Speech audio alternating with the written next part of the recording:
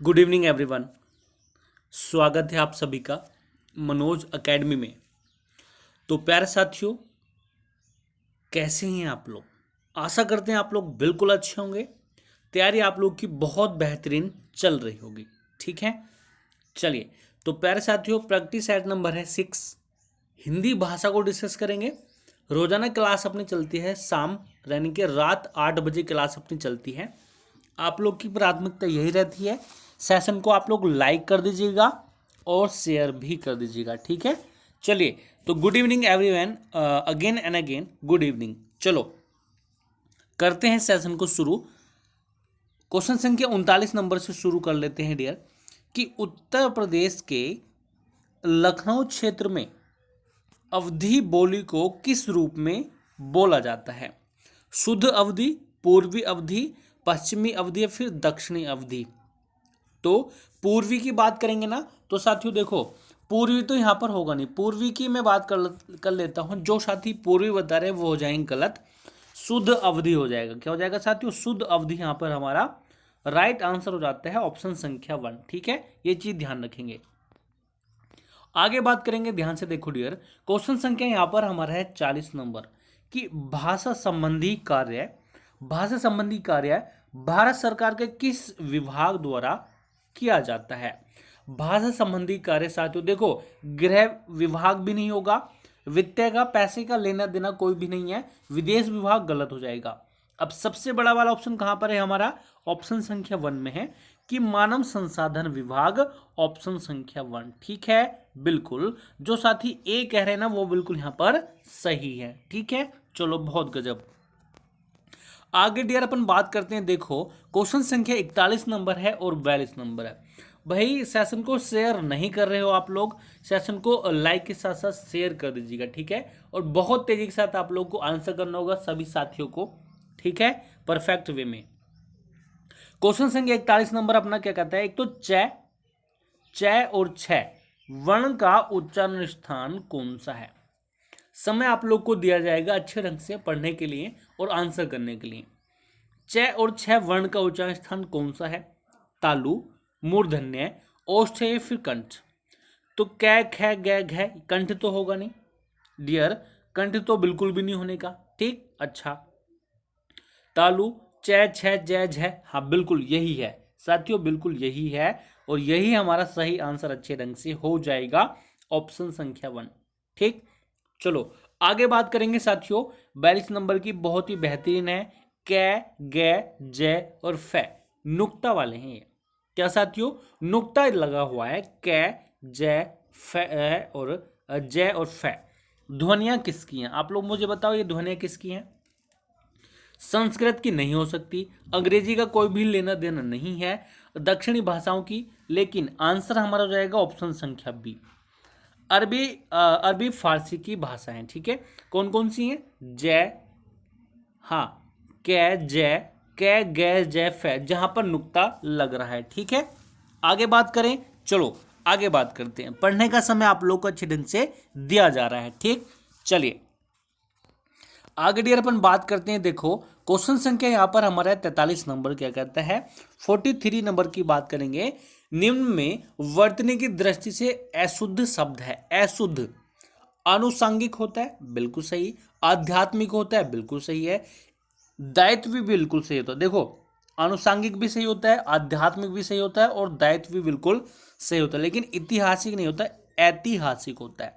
ऐतिहासिक आप लोगों ने देखा है क्या कहीं लिखा हुआ है? नहीं ना, ऐतिहासिक नहीं होता, ऐतिहासिक होता है। ठीक है, तो अशुद्ध की बात कर लेते हैं ना यहाँ पे, तो आंसर हो जाएगा ऑप्शन संख्या सी। ठीक है, सभी साथियों को good evening again and again. ठीक है, चलो आगे बात करेंगे साथियों, कि निम्नलिखित में कौन सी वर्तनी अशुद्ध है, कौन सा यहाँ पर गलत है ना? देखो शुश्रूषा इस प्रकार से लिखा जाता है, वेशभूषा बिल्कुल सही लिखा हुआ है, मनीषा बिल्कुल सही लिखा हुआ है, लेकिन शुश्रूषा इस प्रकार से नहीं लिखा जाता है। शुद्ध वर्ड हो जाएगा ये शुश्रूषा, बड़ा वाला स यहाँ पर लगेगा। ठीक है, चलिए बहुत गजब। भाई संख्या बहुत कम है, सभी साथियों से रिक्वेस्ट करेंगे सेशन को लाइक आप लोग कर दीजिएगा और शेयर भी कर दीजिएगा। ठीक है, चलिए आगे डियर अपन बात करेंगे। ध्यान से देखो क्वेश्चन संख्या यहाँ पर हमारा डियर 45 नंबर, कि जो प्रत्यय धातुओं के अंत में लगते हैं वे प्रत्यय कहलाते हैं। साथियों दो ही प्रकार के प्रत्यय होते हैं, एक तो कृत प्रत्यय होता है, दूसरा होता है तद्धित प्रत्यय। ठीक है, देखो 45 नंबर की अपन बात करते हैं साथियों, आंसर हो जाएगा कृत प्रत्यय। जैसे हाँ, जो प्रत्यय धातुओं के अंत में लगते हैं वे कहलाते हैं कृत प्रत्यय। लिखना, इस प्रकार से लिखावट, सजावट। ठीक है, इस प्रकार से। तो ऑप्शन संख्या ए यहाँ पर हमारा राइट आंसर अच्छे ढंग से हो जाता है। आगे डियर अपन बात करेंगे, देखो क्वेश्चन संख्या यहाँ पर हमारा है 46 नंबर जी। जो प्रत्यय संज्ञा, सर्वनाम व विशेषण में जुड़कर नया शब्द बनाते हैं वो प्रत्यय क्या कहलाते हैं, यानी कि वे प्रत्यय साथियों क्या कहलाते हैं। तो ध्यान से देखो, कृत प्रत्यय तो ये नहीं कहलाते। ठीक है, तद्धित प्रत्यय कहलाते हैं साथियों, ये कहलाते हैं तद्धित प्रत्यय। ठीक है, चलिए बहुत अच्छे, बिल्कुल क्लियर। आगे अपन बात करेंगे, ध्यान से देखो क्वेश्चन संख्या यहाँ पर हमारा है 47 नंबर और 48 नंबर। देखो 47 नंबर आप लोग मुझे पता है बिल्कुल अच्छे से कर लोगे, लेकिन 48 नंबर गलत नहीं करना है। 48 नंबर बिल्कुल भी गलत नहीं करना होगा किसी भी कीमत पर। ध्यान से देखो साथियों, क्या आप लोगों से पूछा गया क्वेश्चन संख्या 47 नंबर में अति उपसर्ग का अर्थ है। अति माने होता है बहुत ज्यादा, भाई अति हो गई, अति मतलब बहुत ज्यादा हो गई, तो बाहुल्य यहाँ पे हमारा सही आंसर हो जाएगा। ठीक है, अति का हो जाएगा बाहुल्य। आगे बात करेंगे 48 नंबर की, बनावट के आधार पर शब्दों के कितने भेद होते हैं। साथियों बनावट के आधार पर शब्दों के सिर्फ और सिर्फ कितने भेद होते हैं, बताना जरा, बहुत तेजी के साथ बताना। देखो बनावट के आधार पर साथियों शब्दों के 3 ही भेद होते हैं। अब कौन कौन से भेद होते हैं आप लोग देख लीजिएगा। एक तो रूढ़ शब्द होता है, योग रूढ़ शब्द होता है, और यौगिक होता है। यौगिक और यो रूढ़ से ना है। देखो रूढ़ शब्द होता है, ठीक होगी बात, यौगिक, यौगिक और योग रूढ़। ठीक है, तो 3 ही प्रकार के होते हैं।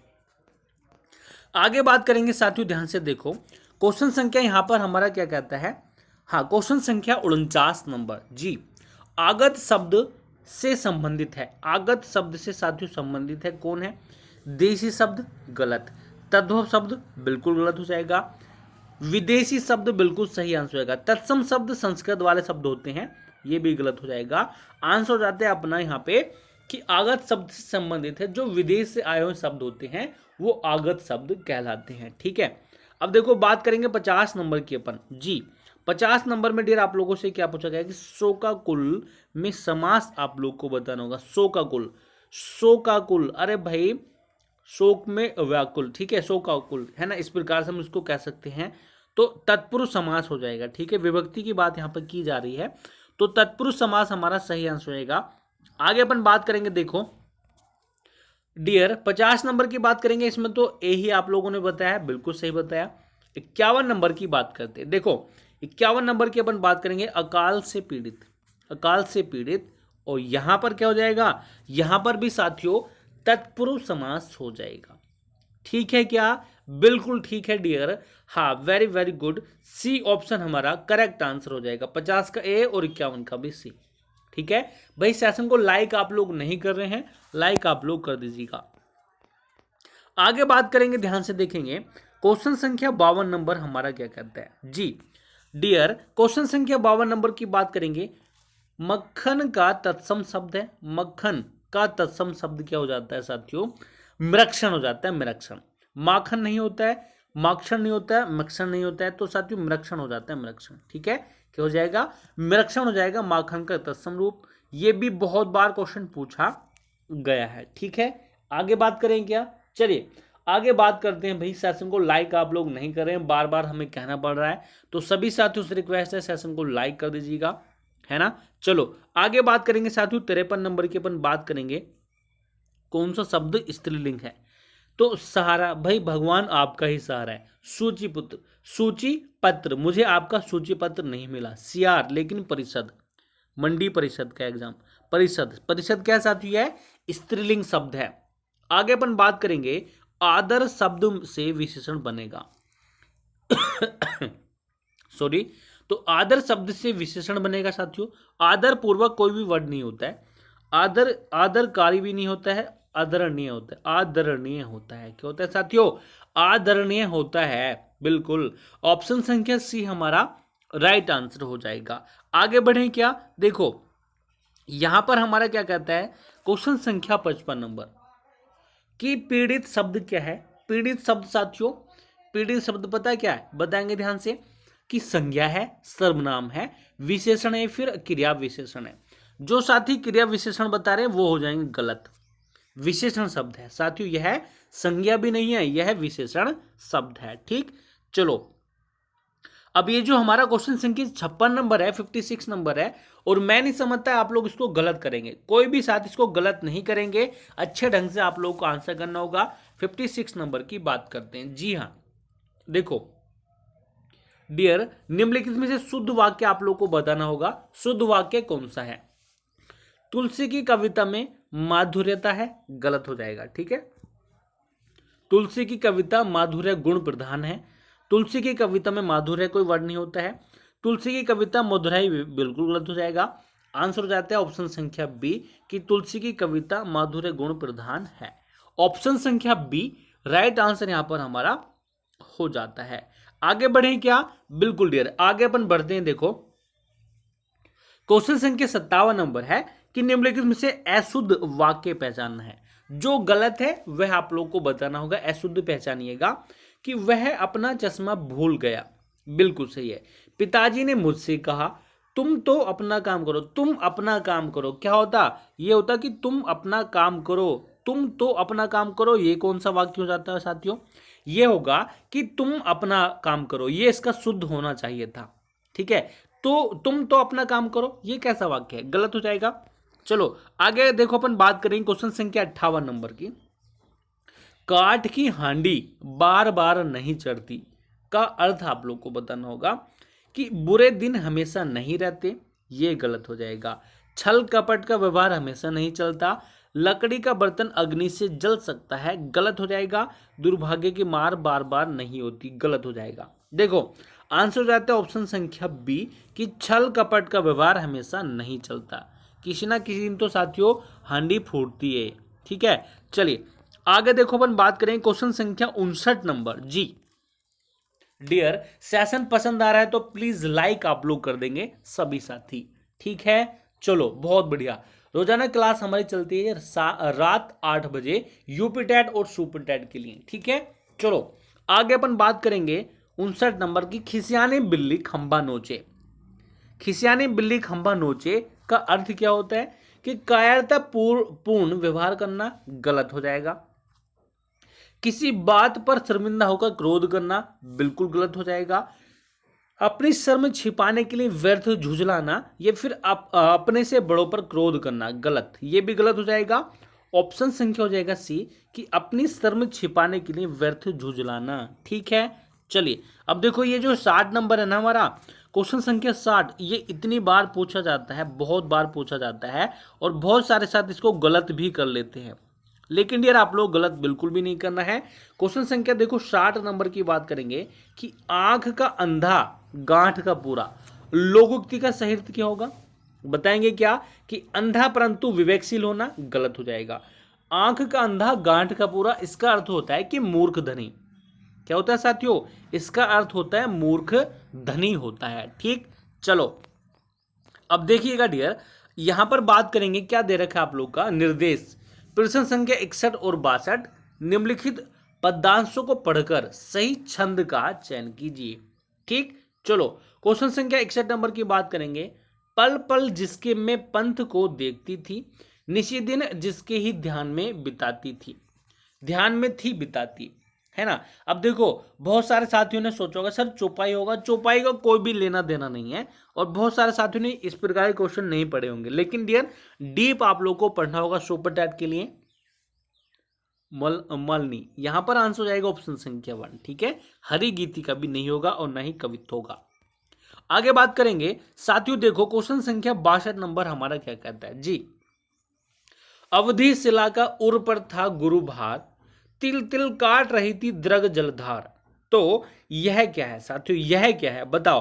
62 नंबर की बात करेंगे, यह पता है क्या है?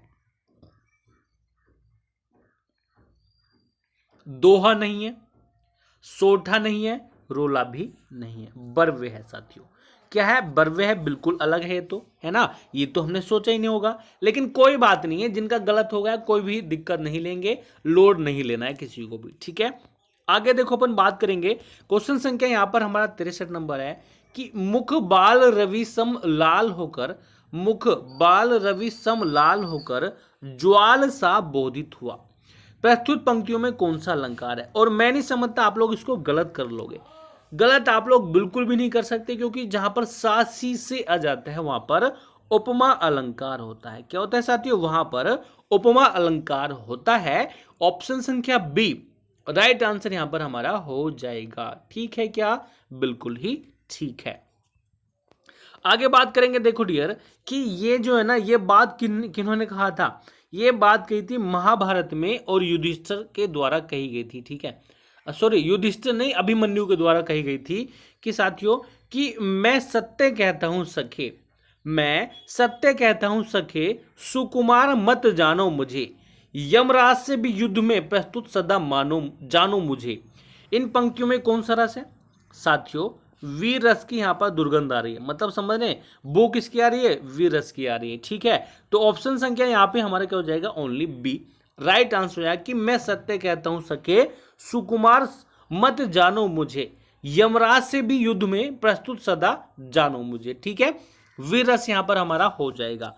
क्लियर? चलो आगे बढ़ते हैं। देखो क्वेश्चन संख्या 65 नंबर है और 66 नंबर है जी। 65 नंबर की बात करेंगे कि निम्नलिखित में से एक शब्द देवता का पर्याय है। निम्नलिखित में से एक शब्द देवता का पर्यायवाची है, वह आप लोग को बताना होगा।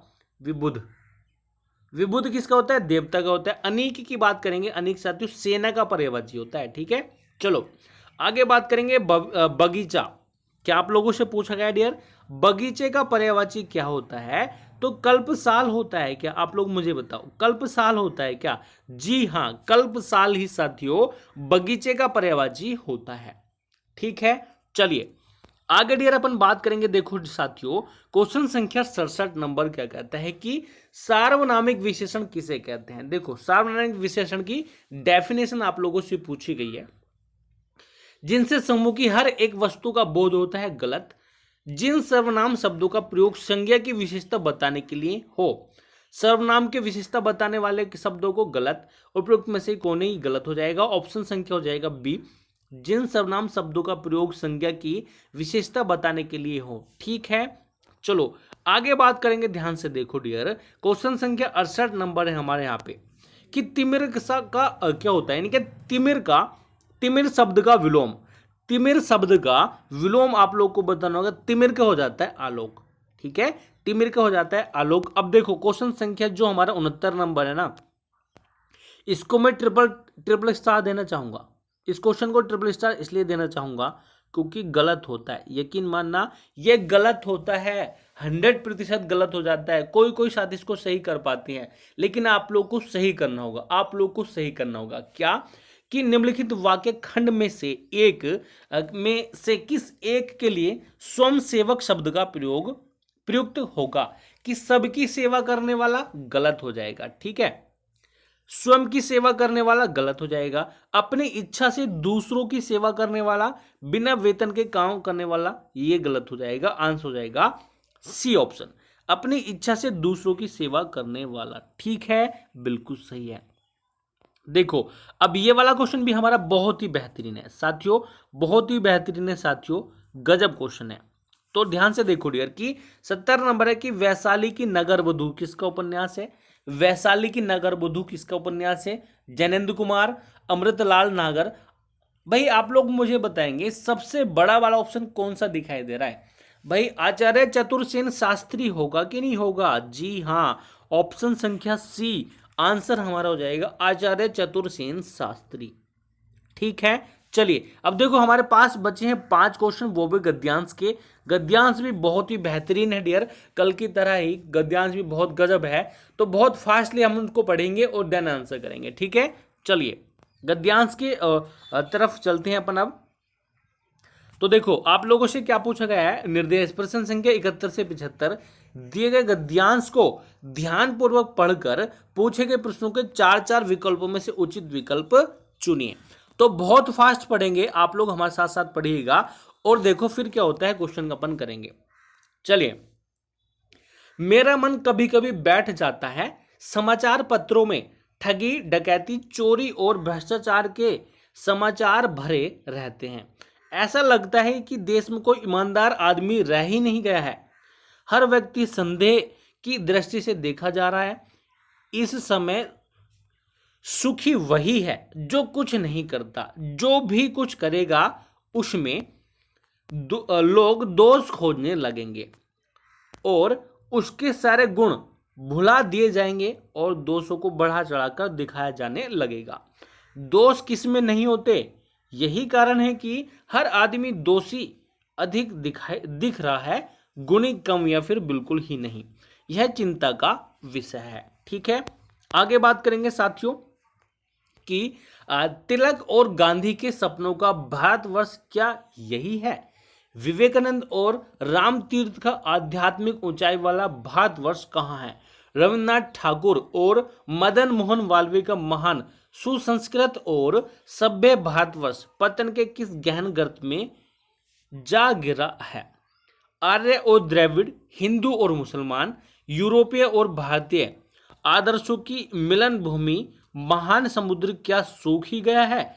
चलो आगे बात करेंगे। यही है, यही सही है कि इन दिनों कुछ ऐसा माहौल बना है कि ईमानदारी से मेहनत करके जीविका चलाने वाले निरीह श्रमजीवी पिस रहे हैं और झूठ व फरेब का रोजगार करने वाले फल फूल रहे हैं। ठीक है, चलिए लास्ट पंक्ति हमारी क्या कहती है, ध्यान से देखेंगे कि ईमानदारी को मूर्खता का पर्याय समझा जाने लगा है। सच्चाई केवल भरू और बेबस लोगों के हिस्से में पड़ी है।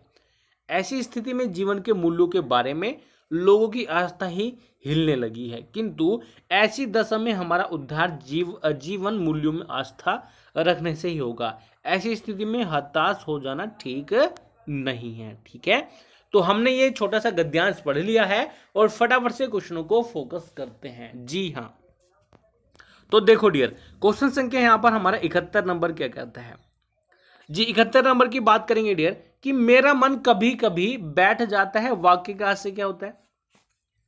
लेखक के मन में पछतावा होता है, लेखक का मन दुखी हो जाता है, लेखक को अपराध भाव की अनुभूति होती है, लेखक का हृदय देश की दुर्दशा से चिंतित होता है। गलत हो जाएगा जो साथी डी कर रहे हैं साथियों, आंसर हो जाएगा ऑप्शन संख्या बी, लेखक का मन दुखी हो जाता है। ठीक है, चलो आगे अपन बात करेंगे साथियों, ध्यान से देखेंगे। 72 नंबर क्या कहता है कि कौन सी स्थिति चिंता का विषय है? साथियों कौन सी स्थिति चिंता का विषय है भाई? 72 नंबर की बात करेंगे साथियों कि व्यक्ति के गुणों की उपेक्षा और दोषों पर अधिक ध्यान। ठीक है, यह चिंता का विषय है। आगे बात करेंगे 73 नंबर की, महामानव समुद्र क्या सूख ही गया है का अभिप्राय क्या है? कि विशाल सागर जलहीन हो गया है, गलत। समुद्र का विस्तार सीमित हो गया है, गलत हो जाएगा। आदर्शों का समन्वय और सद्भाव लुप्त हो गया है। भारत का जलनिधि रत्नहीन हो गया है। साथियों आंसर हो जाता है सी ऑप्शन कि आदर्शों का समन्वय और सद्भाव लुप्त हो गया है। आगे बात करेंगे, देखो 74 नंबर हमारा क्या कहता है, 74 नंबर है कि इस उथल पुथल में देशवासियों के लिए क्या संदेश है? साथियों इस उथल पुथल में देशवासियों के लिए संदेश है कि ईमानदारी और मेहनत से जीविका चलाना, झूठ और फरेब से नफरत करना, जीवन मूल्यों में आस्था रखना। अभी हमने इसको पढ़ा था कि जीवन मूल्यों में आस्था रखना। ठीक, चलिए आज के सेशन का लास्ट क्वेश्चन हमारा रहेगा कि गद्यांश का उपयुक्त शीर्षक होता है। शीर्षक ढूंढना बड़ी कठिन बात हो जाती है, लेकिन ध्यान से देखो साथियों, शुरू में ही शीर्षक का पता चल जाता है गद्यांश में। तो जीवन मूल्यों में आस्था क्या हो जाएगा? जीवन मूल्यों में आस्था, ऑप्शन संख्या सी। ठीक, चलिए तो सेशन हमारा यहीं तक था। सेशन कैसा लगा आप लोग कमेंट बॉक्स में बताएंगे। चैनल को सब्सक्राइब कर लीजिएगा, सेशन को लाइक कर दीजिएगा डियर। क्लास हमने शुरू कर दी है रोजाना रात 8 बजे किसके लिए? यूपी टेट, सुपर टेट और जिस किसी भी एग्जाम में हिंदी आती है सभी के लिए। ठीक है, चलिए ये थे 37 क्वेश्चन। 30 आप लोग करने होंगे बिल्कुल सही। हर हालत में कमेंट बॉक्स में बताना होगा कि आप लोग का स्कोर कैसा रहा। ठीक है, कितना रहा। चलिए तो मिलते हैं फिर नेक्स्ट सेशन में। ख्याल रखेंगे अपना। जय हिंद, जय भारत।